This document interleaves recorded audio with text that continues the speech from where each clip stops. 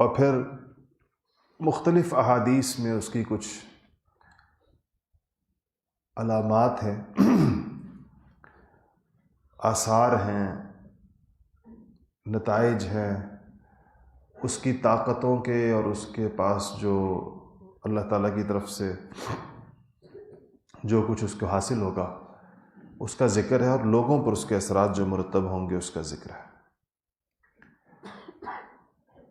حضرات صحابہ رضوان اللہ تعالی علیہ مجمعین نے نبی کریم صلی اللہ علیہ وسلم سے دجال کی آمد کے بارے میں اتنی کثرت سے سنا تھا کہ بسا اوقات اگر کوئی صاحب بڑی ہیبت میں بھاگتے ہوئے کسی جگہ داخل ہوتے تھے تو باقی لوگ ایک دم اس سے پوچھتے تھے کہ کیا دجال تو نہیں آ گیا؟ ان کو ایسے لگتا تھا جیسے بالکل قریب کسی وقت بھی یہ ہو سکتا ہے۔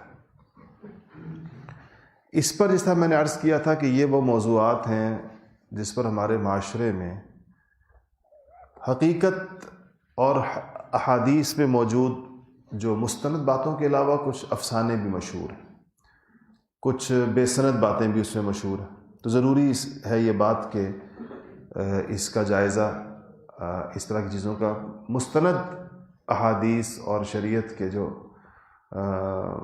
اوتھینٹک سورسز ہیں اس سے معلوم کیا جائے۔ جو احادیث ہمارے سامنے ہیں ان میں سے جو چیزیں اس سے پتہ چلتی ہیں، اس میں کہا گیا کہ مثلا ایک حدیث شریف میں آتا ہے کہ دجال کے ساتھ اصفہان کے، جو ایران کا ایک شہر ہے اصفہان، اس کے 70,000 یہودی ہوں گے اور انہوں نے ایرانی چادریں پہنی ہوئی ہوں گی۔ یہ کچھ خاندان بخت نصر کے زمانے کے بعد یہ بھاگے، مختلف جگہوں میں گئے، لیکن ایران کے ان شہروں کے اندر واقعی یہودی آباد ہیں۔ اسی طرح نبی کریم صلی اللہ علیہ وسلم نے جہاں دجال کی طاقت یا اس کے پاس موجود شعبدوں کا ذکر فرمایا، وہاں ایک حدیث ہے صحیح بخاری میں، جو بھی میں نے اصفہان والی حدیث آپ کو سنائی یہ صحیح مسلم میں، تو صحیح البخاری میں ہے کہ نبی کریم صلی اللہ علیہ وسلم نے دجال کے متعلق فرمایا کہ اس کے پاس آگ اور پانی ہوگا، اور جو آگ نظر آئے گی وہ پانی ہوگا ٹھنڈا، اور جو پانی نظر آئے گا وہ آگ ہوگی۔ اسی کو دجل کہتے ہیں۔ اصل میں دجل کا مطلب ہوتا ہے حقیقت کے بالکل مخالف سمت میں ہونا۔ اور اس وقت جو دنیا میں جس تہذیب کا غلبہ ہے، اس کو دجالی تہذیب اس لیے کہتے ہیں کہ اس میں بھی معنی اور اس کے حقیقی مفہوم ایک دوسرے کے الٹے ہوتے ہیں۔ مثلاً یہ ممالک دنیا میں بدترین دہشت گردی کریں گے تو پیس کے نام پر کریں گے، وار آن ٹیرر کر رہے ہیں، خود سب سے بڑے ٹیررسٹ ہوں گے، لاکھوں لوگوں کا خون بہا دیں گے، ملکوں کے وسائل پہ قبضہ کر لیں گے، معصوم لوگوں کو قتل کر دیں گے، اور ان سے پوچھو کہ کیا کر رہے ہیں تو کہیں گے ہم دہشت گردی ختم کر رہے ہیں۔ جب یہ دہشت گردی ختم کر کے کسی ملک سے نکلتے ہیں تو اس کو کھنڈر میں بدل چکے ہوتے ہیں، اس کے لاکھوں لوگ مار چکے ہوتے ہیں، اس کے وسائل لوٹ چکے ہوتے ہیں، اس کی 1-2 نسلیں برباد کر چکے ہوتے ہیں۔ پوچھو کہ آپ نے کیا کیا تو کہیں گے ہم نے امن قائم کیا۔ یہ دجل کی علامات، دجل اسی کو کہتے ہیں کہ حقیقت کے بالکل مخالف۔ گھر بیٹھی معزز عورت کو انہوں نے سڑکوں پہ رسوا کر دیا، اسے کپڑے اتار دیے، اس کو سامان بیچنے کے لیے ایک پروڈکٹ کے طور پر استعمال کیا، اس کی تصویر کے بغیر ایک شیمپو کا ساشے بھی نہیں بک سکتا، اس کو بسوں میں کاؤنٹرز پہ ادھر ادھر، موبائل بند کر دیا کریں سبق پہلے بیٹھنے سے پہلے، تو اس کو اس میں ڈال دیا اور اس کے اوپر دوہری تہری ذمہ داریاں ڈال دی کہ وہ گھر کی ذمہ داری بھی اٹھائے گی، وہ خاندان کی ذمہ داری بھی اٹھائے گی، وہ نوکری بھی کرے گی، وہ بچے بھی پیدا کرے گی۔ یہ سارا کچھ اس صنف نازک کے اوپر ڈال کر ان سے پوچھیں کہ آپ نے کیا کیا تو کہیں گے کہ یہ ویمن امپاورمنٹ ہے، ہم نے ان کو امپاور کیا، تو الٹا یعنی معاملہ الٹا کہ مردوں سے دوہری ذمہ داریاں ان کے اوپر ڈال کے، مردانہ ذمہ داری بھی اس پہ ڈال دی، زنانہ ذمہ داری بھی اس کے اوپر ڈال دی، ایک صنف سے دونوں صنفوں کا کام لے لیا اور اس کو اس میں خوار کر دیا، اس کے نہ بڑھاپے کا خیال رکھا، نہ اس کی آخری عمر کا، نہ اس کے فطری تقاضوں کا جو اللہ تعالیٰ نے اس کے اندر جسم میں چیزیں رکھی ہیں، لیکن وہ ایک اچھے عنوان کے تحت انہوں نے دنیا میں مخصوص لوگوں کی پس پردہ حکومتیں قائم کی جو اور طریقوں کے ساتھ قائم ہوتی ہیں، جو کہ بدترین آمریت ہے، کیونکہ وہ اصل میں اپنے کنٹرول کرنے والوں کے ہاتھ میں ہوتی ہیں۔ اس کا نام جمہوریت رکھ دیا ہے کہ جی جو لوگ چاہیں گے وہ ہوگا، حالانکہ جو لوگ چاہیں گے وہ تو بالکل بھی نہیں ہوگا، جو چند لوگ چاہیں گے وہ ہوگا۔ تو چند لوگوں کے چاہنے کو جمہوریت کا، جمہور کا مطلب ہوتا ہے جو سب لوگ مل کے چاہیں گے، تو جو چند لوگوں کے چاہنے کا نام جو ہے وہ سب لوگوں کے مل کر چاہنا رکھ دیا۔ ایک ایک چیز آپ اٹھائیں گے تو اسی طریقے کے ساتھ آپ کے سامنے آئے گی۔ تو اس کو دجل کہتے ہیں۔ دجل کا مطلب ہے حقیقت کے بالکل مخالف سمت تک چیزوں کو لے کے جانا۔ دجال اس کے اندر سب سے بڑا ایکسپرٹ ہوگا اس چیز، وہ صحیح معنوں میں اس کی، کیونکہ اس کی یہ حدیث شریف میں آیا کہ اس کی آگ اس کا پانی ہوگا، اس کی پانی اس کا آگ ہوگا۔ تو جو بندہ اس کی، جس کو وہ آگ سے ڈرائے گا، اب اس بات کو سمجھیے گا، جس کو وہ آگ سے ڈرائے گا اور وہ آگ سے نہیں ڈرے گا تو یہ اس کو آگ میں ڈالے گا تو وہ آگ ہوگی ہی نہیں، وہ تو پانی ہوگا، تو اس آدمی بچ جائے گا۔ اور جس کو، جو بندہ اس کی آگ سے ڈر جائے گا اور پانی کی طرف جائے گا اس کی مان کر، تو وہ پانی نہیں ہوگا، وہ آگ ہوگی۔ یہ تمام فتنوں میں اس طرح ہوتا ہے۔ کچھ لوگ جب فتنے آتے ہیں تو کچھ لوگ ان فتنوں کے لیے جو کچھ ایک ان کو جائے فرار نظر آ رہی ہوتی ہے تو وہ اس کی طرف جاتے ہیں، حالانکہ وہ جائے فرار نہیں ہوتی بلکہ وہ فتنے کے اندر پڑنا ہوتا ہے۔ اور کچھ لوگ اس کے سامنے ڈٹ جاتے ہیں اور بظاہر ان کو اس میں موت نظر آ رہی ہوتی ہے، حالانکہ وہ موت نہیں ہوتی، وہ حیات ہوتی ہے۔ اسی طرح اگلی حدیث شریف ہے کہ نبی کریم صلی اللہ علیہ وسلم نے فرمایا اس کے پاس روٹیوں کا پہاڑ ہوگا اور پانی کا دریا ہوگا۔ اس کا مطلب یہ ہے کہ دجالی قوتیں دنیا کے خوراک کے ذخائر پہ قابض ہو جائیں گی اور ہر چیز سمیٹ لیں گی، جیسے ملٹی نیشنل کمپنیاں آپ کا دودھ سمیٹ رہی ہیں، اب یہ آپ کا غلہ سمیٹ رہی ہیں۔ اب ایک وقت آنے والا ہے بہت عنقریب کہ آپ اپنے کھیت میں بیج نہیں بو سکیں گے۔ اس کی تفصیل میں نہیں جانا چاہتا، لیکن جس طریقے سے دنیا میں بیج، فصل سے بیج بنانے کا عمل ختم ہو رہا ہے، آپ کو پتہ ہے نا اس بات کا؟ پہلے ہوتا تھا کہ آپ گندم بوتے تھے، اسی گندم میں سے بیج نکل آتا تھا۔ اب جو گندم آ رہی ہے وہ بیج نہیں بن سکتا، بیج آپ کو خریدنا پڑے گا ہر دفعہ۔ یہ بات تو آپ لوگوں کو پتہ ہوگی اس بات کی آج کل۔ تو جب بیج، آپ اپنی گندم سے بیج نہیں لے سکتے کیونکہ وہ گندم بانج ہے، جیسے کہ عام طور پر جو مرغیاں جو ہیں وہ آپ دیکھتے ہیں نا کہ وہ جو عام انڈا ہوتا ہے اس سے چوزا نہیں نکلتا، تو وہ اور فرٹائل انڈے الگ سے ہوتے ہیں یا چوزے لینے پڑتے ہیں۔ تو جب آپ کے پاس کھیت ہوں گے لیکن آپ کے پاس اور گندم سے، آپ کی گندم سے فصل نہیں بنے گی، یہ تو آ چکا ہے دور، اور آپ کو بیج خریدنا پڑے گا، اور وہ بیج ہوگا ملٹی نیشنل کمپنیوں کا، اور اس کو دینا یا نہ دینا ان کے اختیار کے اندر ہوگا۔ زمینیں مالک بیٹھا رہے گا اور اسی کی فصل بوئی جائے گی اسی ملک میں جس ملک کو وہ بیج دینا طے کریں گے۔ اگر وہ طے کر دیں کہ اس پورے ملک کو بیج نہیں دینا تو وہ ایک سال بغیر گندم بوئے آپ گزار لیں، اس کے نتائج آپ دیکھیں ملک پر کیا مرتب ہوتے۔ ایک سال اگر ایسا گزار لیا کہ آپ کے ملک میں گندم نہیں ہوئی۔ اس کے بعد آپ نے فرمایا کہ ان باتوں کے لیے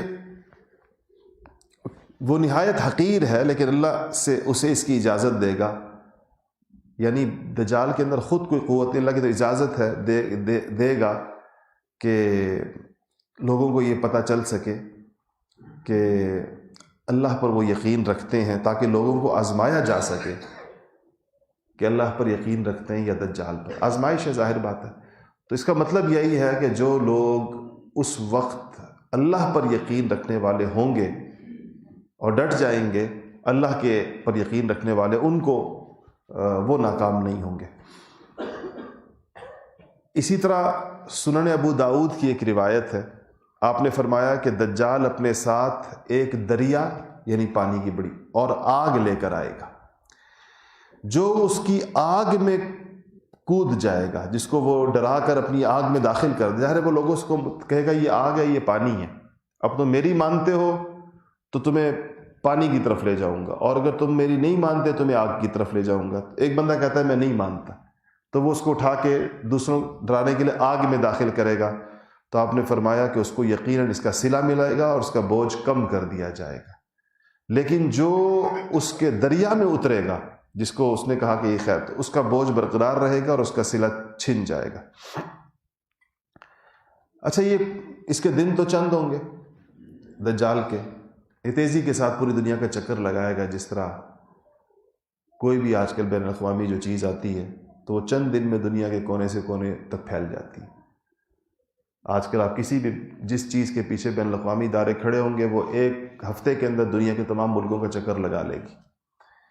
تو کہا کہ ہم صحابہ فرماتے ہیں، صحیح مسلم کی روایت ہے کہ ہم نے پوچھا کہ نبی صلی اللہ علیہ وسلم اس زمین پر وہ کتنی تیزی سے چلے گا دجال؟ تو آپ نے فرمایا کہ جس طرح ہوا بادلوں کو اڑا کے لے کے جاتی ہے، اس طرح وہ زمین کا چکر لگائے گا تیزی کے ساتھ۔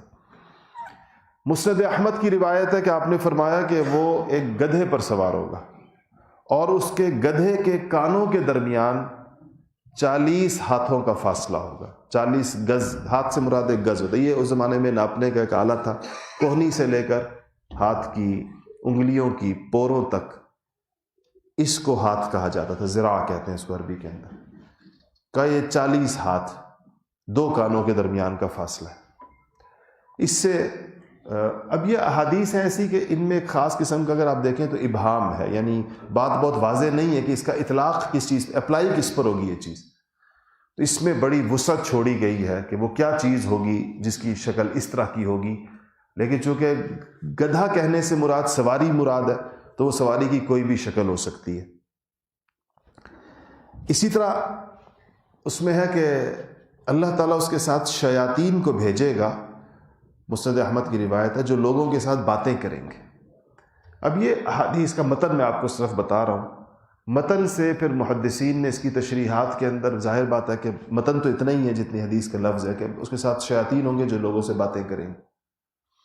وہ ایک روایت کے اندر یہ آتا ہے کہ وہ ایسا زمانہ ہوگا کہ لوگوں کے ساتھ ان کی ران بات کرے گی، تو لوگوں نے اس کی مختلف، وہ ران کیسے بولے گی اور بولنے سے ران کا کیا تعلق ہے؟ تو بعض حضرات نے کہا ہے کہ یہ جب انسان اپنا موبائل اپنی جیب میں ڈالتا ہے تو وہ اس کی ران پر ہی ہوتا ہے۔ یہ ایک بولنے والا آلہ، اور اس سے بات ہوتی ہے، اس کے اندر وائس ریکارڈڈ ہوتی ہے، وہ خود بھی باتیں مطلب اس کے ذریعے سے باتیں کی جاتی ہیں۔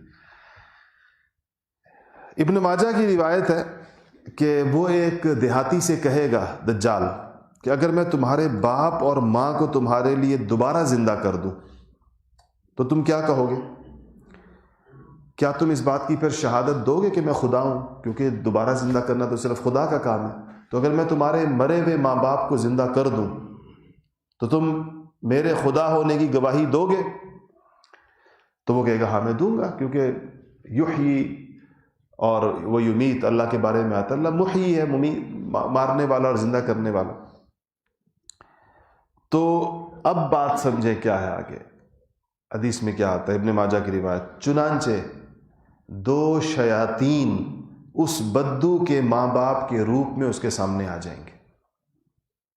یہ نہیں کہا کہ اس نے ماں باپ زندہ کر دیے، حدیث شریف میں کہا گیا ہے کہ 2 شیطان اس کے ماں باپ کے روپ کے اندر اس کے سامنے آ جائیں گے اور کہیں گے ہمارے اے بیٹے، ماں باپ کہیں گے وہ شیطان، اس کا حکم مانو، یہ تمہارا خدا ہے۔ اتنی بڑی آزمائش ہوگی، ماں باپ، مرے ہوئے ماں باپ آ کر اس کو کہہ رہے ہیں کہ اس کو مانو، یہ تمہارا خدا ہے۔ لیکن اگر دیکھیں کوئی انسان جس کے یہ آزمائش ایسے تو نہیں کہ پتہ نہیں ہے، حضور بتا گئے اس کے بارے میں صلی اللہ علیہ وسلم۔ اب جو صاحب ایمان ہوگا اور جو احادیث کے اوپر یقین رکھے گا، جس کا اتنا علم، اس سے آپ اندازہ لگائیں کہ ان فتنوں سے بچنے کے لیے علم کتنا ضروری ہے۔ اب ہم میں سے کتنے لوگ ہوں گے جنہوں نے پہلی دفعہ یہ حدیث سنی ہوگی؟ اب اگر ان کو پتہ ہو اور اس پر یقین ہو، تو اگر یہ دجال کہہ دے تو ان کو پتہ ہوگا نہیں حدیث میں آیا کہ یہ کام کرے گا یہ، اور یہ جو دو بندے میرے ماں باپ کی شباہت لیے ہوئے اس نے کھڑے کیے، یہ شیطان نے اصل میں۔ اچھا جی، اسی طرح آتا ہے حدیث شریف میں کہ آئے گا دجال، لیکن مدینہ منورہ میں اس کا داخلہ ممنوع ہوگا۔ وہ مدینہ کے مضافات میں ایک بنجر جگہ میں جہاں پر سیم ہوگی، وہاں خیمہ لگائے گا۔ تو ایک شخص اس کے پاس آئے گا، اور وہ اس زمانے کے بہترین لوگوں میں سے ایک شخص ہوگا، اور وہ اس کو کہے گا کہ میں اس بات کی تصدیق کرتا ہوں، گواہی دیتا ہوں کہ تو دجال ہے، اور تیرا وہی حلیہ ہے جو ہمیں رسول اللہ صلی اللہ علیہ وسلم نے بتایا تھا۔ تو دجال لوگوں سے کہے گا، لوگ بھی سن رہے ہوں گے اس کی بات، وہ بندہ آ کر لوگوں کو بچانے کی نیت سے، کیونکہ دجال کے ساتھ وہ سارے لوگ آ رہے ہیں جو اس کو مانتے ہیں، تو دجال کہے گا لوگوں سے کہ اگر میں یہ بات کر رہا ہے، مجھے جو دجال کہہ رہا ہے، اگر میں اس کو قتل کر دوں اور پھر زندہ کر دوں تو پھر میرا دعویٰ صحیح ہے کہ میں خدا ہوں؟ تو لوگ کہیں گے کہ نہیں، وہ کہے گا کہ پھر میرے دعوے میں کوئی شبہ رہ جائے گا، مطلب لوگ کہیں گے نہیں، شبہ نہیں رہے گا، مطلب پھر تم ٹھیک کہو۔ تو دجال اس کو قتل کر دے گا اور پھر اس کو زندہ کر دے گا۔ زندہ ہونے کے بعد وہ آدمی جس کے ساتھ یہ عمل ہوا ہوگا، وہ کہے گا کہ میرا یقین مزید پختہ ہو گیا کہ تو دجال ہے، کیونکہ رسول اللہ نے کہا تھا تو یہ بھی کرے گا۔ اب میں مزید یقین کے ساتھ کہتا ہوں اور زیادہ بہتر طریقے کے ساتھ تمہاری حقیقت جان گیا، کیونکہ رسول اللہ نے بتایا تو یہ بھی کرے گا۔ تو اور پھر اب یہ تو اس نے اس کے ایک طرح سے یہ نہیں کہ اس کو ظاہراً یہ دکھایا کہ یہ قتل ہوا ہے اور پھر زندہ کیا، اب وہ اس کو حقیقتاً قتل کرنا چاہے گا لیکن نہیں کر سکے گا، کیونکہ زندگی موت کس کے ہاتھ میں؟ اللہ تعالیٰ کے ہاتھ میں۔ تو یہ جو پہلے والا قتل اور زندہ ہوا تھا نا، یہ نظر بندی ہوگی، ظاہراً لوگوں کو لگے گا کہ یہ مر گیا، اور پھر وہ ان کو کھڑا کرے گا کہ دیکھو میں نے مردہ کو دوبارہ زندہ کر دیا۔ تو وہ جو صاحب ایمان ہوگا وہ کہے گا کہ میرا یقین مزید حقیقت کے اندر بدل گیا، یہی تیرے بارے میں رسول اللہ صلی اللہ علیہ وسلم نے فرمایا تھا۔ اب وہ کہے گا کہ پھر لوگوں سے کہے گا دجال، حدیث شریف میں آتا ہے، یہ بخاری شریف کی روایت، وہ لوگوں سے کہے گا کہ میں اسے قتل کرنا چاہتا ہوں اب، لیکن ایسا ہو نہیں سکتا، میں اسے مار نہیں سکتا۔ اس سے آپ اندازہ لگائیں کہ یہ صرف مارکہ ایمان و یقین ہے، کوئی قوت اس کے پاس ایسی نہیں ہے کہ جس سے وہ انسان کو اللہ کی مرضی کے خلاف نقصان پہنچا سکے۔ ایسا تو نہیں ہو سکتا نا دنیا کے اندر۔ تو جو لوگ جم جائیں گے وہ بچ جائیں گے، اور جو اس کے سامنے پھسل جائیں گے وہ بہہ جائیں گے، وہ نکل جائیں گے۔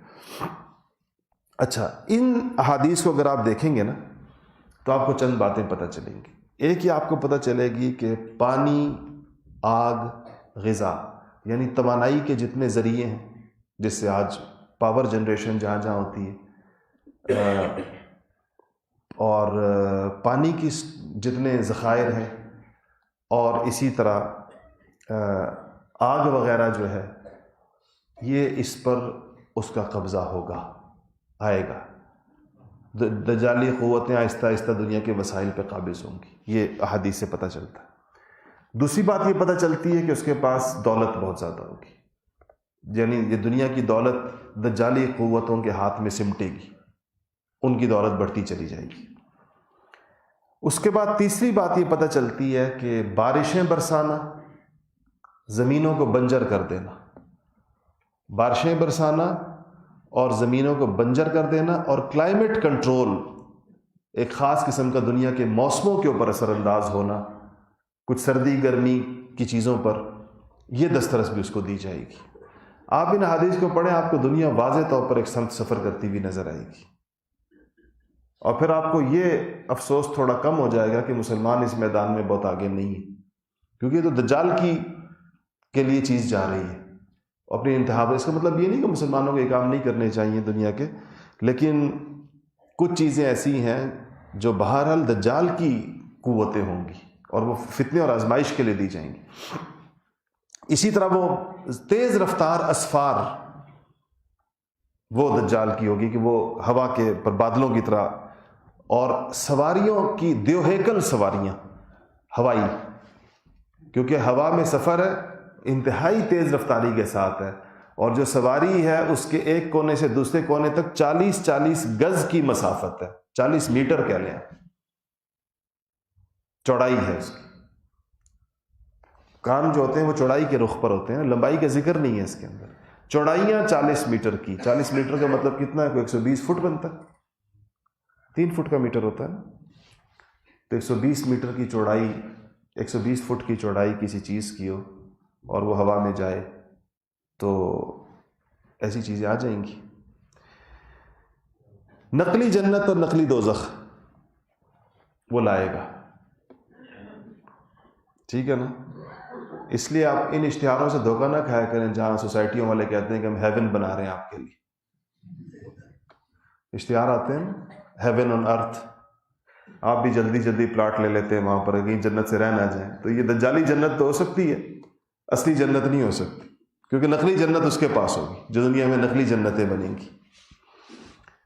دوسرا یہ کہ ظاہراً زندگی اور موت پر اس کا ایک کنٹرول، لیکن یہ ظاہراً کا لفظ میں نے استعمال کیا، ظاہراً ہوگا. حقیقت میں پتا حقیقتاً تو وہ جب اس بندے نے دوبارہ کھڑے ہو کر ایمان کی گواہی دی تو کہتا ہے میں اس کو مارنا چاہتا ہوں، میں نہیں مار سکتا، کیونکہ یہ اللہ جل شانہ مارنے اور جینے کا اختیار آپ خود سوچے، جس خدا نے نبیوں کو نہیں دیا وہ دجال کو دے گا.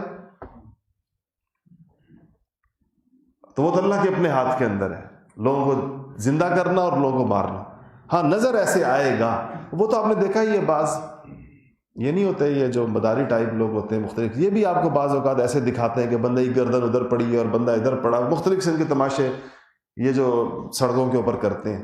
تو کتنے لوگ ایسے ہیں، چھوٹے بچے ایسے ہیں، وہ یہ سمجھتے ہیں کہ شاید بالکل صحیح ایسے ہو گیا. تو بس اس قسم کی ایک چیز ہوگی. لیکن یہ اس پر اچھا، اس پر جو ہے نا ایک حدیث، وقت اگر ہے تو میں آپ کو مسلم شریف کی ایک روایت سنا دوں.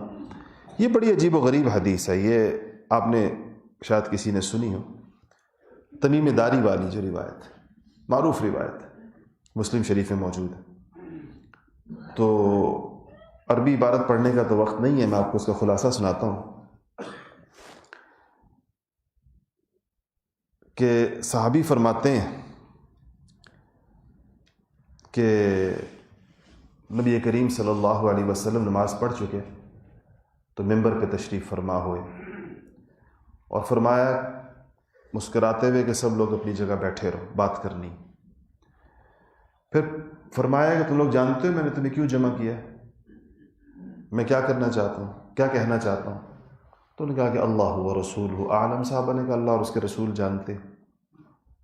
آپ نے فرمایا کہ خدا کی قسم میں نے تمہیں نہ تو کسی چیز کا شوق دلانے کے لیے جمع کیا، ترغیب کے لیے نہیں جمع کیا. جس طرح آپ ترغیب کے لیے جمع کرتے تھے، کبھی کہتے تھے اللہ کے راستے میں خرچ کے لیے جمع کرتے تھے، کبھی جہاد کی ترغیب دینے کے لیے، کبھی کسی اور کہا کہ نہ کسی چیز سے ڈرانے کے لیے جمع کیا، دھمکانے کے لیے جس طرح کہ قیامت سے ڈرایا جاتا تھا اور چیزوں سے، بلکہ میں نے تمہیں یہ بتانے کے لیے جمع کیا ہے کہ یہ تمیم داری پہلے عیسائی تھے، وہ آئے اور اس نے بیعت کی اور اسلام میں داخل ہو گئے. انہوں نے جو واقعہ مجھ سنایا ہے جو ان باتوں سے تعلق رکھتا ہے جو میں تمہیں دجال کے بارے میں بتاتا رہتا ہوں. یعنی آپ نے کہا کہ ایک تو دجال کے بارے میں نے تمہیں کچھ بتایا، اب ایک واقعہ ہے جو تمیم داری کے ساتھ پیش آیا ہے اور وہ انہوں نے سنایا ہے مسلمان ہونے کے بعد، اور وہ مطلب یہ تھا کہ وہ ان باتوں کی تصدیق کرتا ہے جو آج تک تمہیں دجال کے بارے میں بتاتا چلا آ رہا ہوں. کہتے ہیں تمیم داری کہتے ہیں کہ میں 30 بندے تھے میرے پاس 2 مختلف قبیلوں کے، اور ہم ایک بحری سفر پر جا رہے تھے اور ایک جہاز کے اندر سمندر کا ہم سفر کر رہے تھے. تو ان سے رستہ گڑبڑ ہو گیا سمندری سفر کا. 1 مہینے تک سمندر کی لہریں ان کے اس بحری جہاز کو ہچکولوں پر رکھا اور کبھی ادھر لے گئیں کبھی ادھر لے گئیں.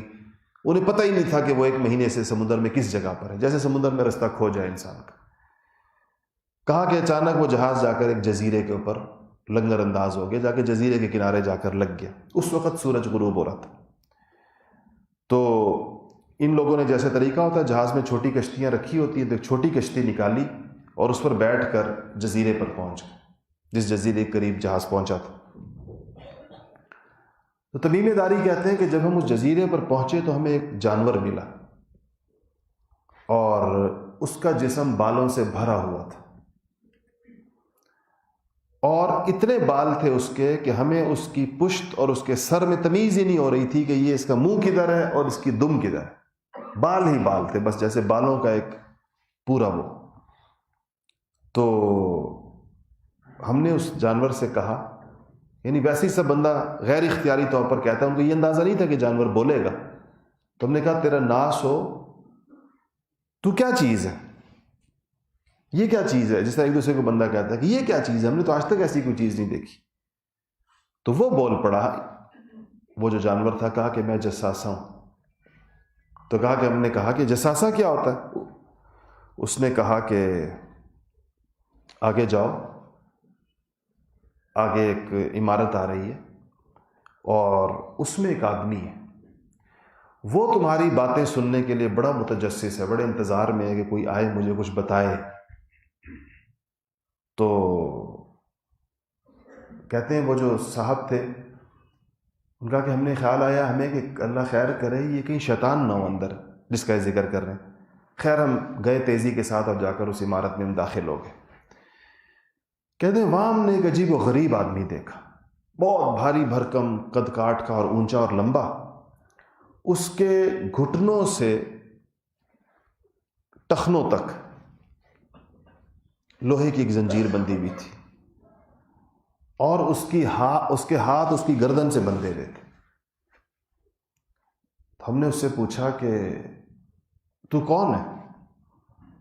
تو اس نے کہا میرا تمہیں جلدی پتہ چل جائے گا، تم یہ بتاؤ کہ تم لوگ کون ہو؟ ہم نے کہا کہ ہم عرب سے آئے ہیں، ہم جہاز میں سوار ہوئے، سمندر میں طوفان آیا، 1 مہینے جہاز کی لہریں ہمیں پتہ نہیں سمندر کی لہریں ہمیں کہاں کہاں جاتی رہیں، اور ہم اس جزیرے پر آ کر ہمارا جہاز رک گیا. ہم کشتی میں بیٹھ کر یہاں پر آئے اور اس کے بعد ہمیں ایک جانور ملا، وہ بالوں سے بھرا ہوا تھا. اس نے ہمیں تمہارا پتہ بتایا کہ اس عمارت میں جاؤ، یہاں پر ایک بندہ ہے تمہارے انتظار میں. یہ ساری بات کی. اس نے کہا کہ اچھا تم مجھے یہ بتاؤ کہ بیسان کے نخلستان، ایک صحرا کا ذکر کیا، اس کا حال بتاؤ. کہ تم نے کہا کیا حال بتائیں، تم اس کے بارے میں کیا پوچھنا چاہتے ہو؟ اس نے کہا کہ اس نخلستان کہتے ہیں صحرا میں جو سبز پیسز ہوتے ہیں، جہاں کوئی چشمہ ہوتا ہے تو تھوڑی جگہ سرسبز ہوتی ہے، درخت اگاتے ہیں، وہاں اس کو نخلستان کہتے ہیں. اس نے کہا کہ ان درختوں پر پھل آ رہا ہے یا نہیں آ رہا؟ ہم نے کہا ہاں پھل تو آ رہا ہے اس نخلستان کے درختوں پر. اس نے کہا ان قریب نہیں آئے گا، ان قریب یہ پھل ختم ہو جائے گا. پھر اس نے کہا یہ تبریہ کی جھیل کے بارے میں بتاؤ. ہم نے کہا کیا پوچھتے ہو، تبریہ کی جھیل کے بارے میں کیا کہنا چاہتے ہو؟ اس نے کہا کہ پانی ہے اس میں. ہم نے کہا ہاں پانی ہے، وہ بہت پانی ہے. اس نے کہا جلدی سوکھ جائے گا. پھر اس نے کہا کہ مجھے زغر کے چشمے کے بارے میں بتاؤ. ہم نے کہا کیا پوچھنا چاہتے ہو؟ کہا کہ چشمے میں پانی ہے، لوگ اسے کھیت سیراب کر رہے ہیں، آس پاس کے لوگوں کے جو کھیت ہیں. ہم نے کہا بہت پانی ہے اور پورے شہر کے لوگ اس سے اپنی کھیتوں کو سیراب کر رہے ہیں. تو اس نے کہا کہ اچھا یہ بتاؤ کہ نبی آخر الزماں کے بارے میں بتاؤ، وہ کہاں ہے؟ ہم نے کہا کہ مکہ سے نکلے ہیں، ہجرت کر لی ہے، یثرب آ گئے. اس نے کہا کہ کیا عربوں نے اس کے ساتھ جنگ کی ہے، نبی کے ساتھ؟ ہم نے کہا ہاں جنگ کی ہے. اس نے کہا کیا ہوا، جنگ کا نتیجہ کیا نکلا ابھی تک؟ ہم نے کہا کہ وہ ارد گرد کے عربوں پر غالب آ گئے ہیں، لوگوں نے ان کی اطاعت قبول کر لی ہے. اس نے کہا واقعی ایسا ہو چکا ہے، لوگوں نے اطاعت قبول کر لی ہے نبی کی؟ ہم نے کہا ہاں ہوگی. اس نے کہا کہ ان کے لیے بہتر یہی ہے لوگوں کے لیے کہ وہ اس کی اطاعت قبول کر لیں. اب میں تمہیں اپنے بارے میں بتاتا ہوں، میں دجال ہوں اور ان قریب مجھے خروج کی اجازت مل جائے گی. تو یہ حدیث نبی کے تمیم، اس میں 3 باتوں کا ذکر آیا. ایک یہ کہ بیسان میں کھجوروں کا پوچھا، تبریہ کی جھیل میں اس نے پانی کا پوچھا، اور زغر کے چشمے سے لوگ کھیت سیراب کرتے نہیں کرتے. اس پر جواب ایک تو تمیم داری کے ساتھیوں نے دیا، ایک ان جگہوں کی یہ جگہیں کون سی ہیں اور آج اس کی صورتحال کیا ہے، اس پہ انشاءاللہ اگلے جمعے بات کریں گے.